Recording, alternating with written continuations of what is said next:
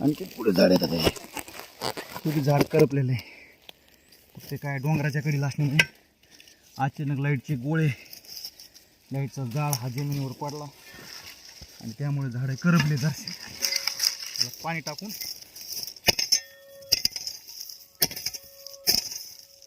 याला जीवित करायचं. ऑलरेडीच आहे ते, पण पाण्याशिवाय काही नाही.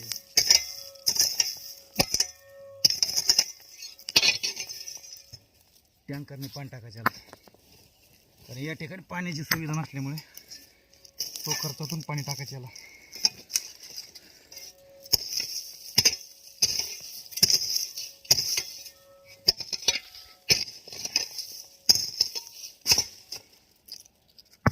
दोन वर्षापासून याला ते पाणी टँकरने पाणी देत होतो, पण अचानक या ठिकाणी डोंगराच्या कडेला असल्यामुळे डायरेक्ट लाईटचे फॉल्ट झाला आणि फॉल्टमुळं सगळं गवत डोंगरावरती झालं आणि या झाडाला बी ते वाचू शकले नाही.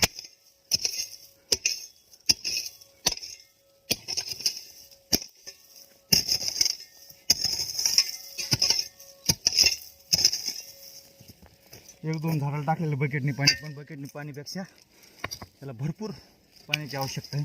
कारण की झाडं जळलेली आहेत, झाडे चांगले असते तर आवश्यकता नव्हती, बकेटने बी भागलं असतं. परंतु काय करणार, झाडे तर जगायचे आहेत आणि त्याला वाचवायचं आहे. बघ या ठिकाणी सगळं डोंगर जळालेलं आहे आणि त्या गोळ्यामुळं लाईटचे जे जाळ होऊन खाली पडला त्यामुळे पूर्णतः डोंगर जळाला आणि काही झाडे आपले जळून गेलेले आहे.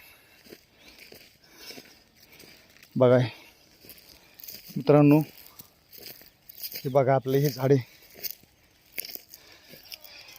पिंपळाचं झाड आहे हे, वाचलं एवढ्यात. खूप छान सुंदर झाड आलेलं, ह्याला आता आळ करतो.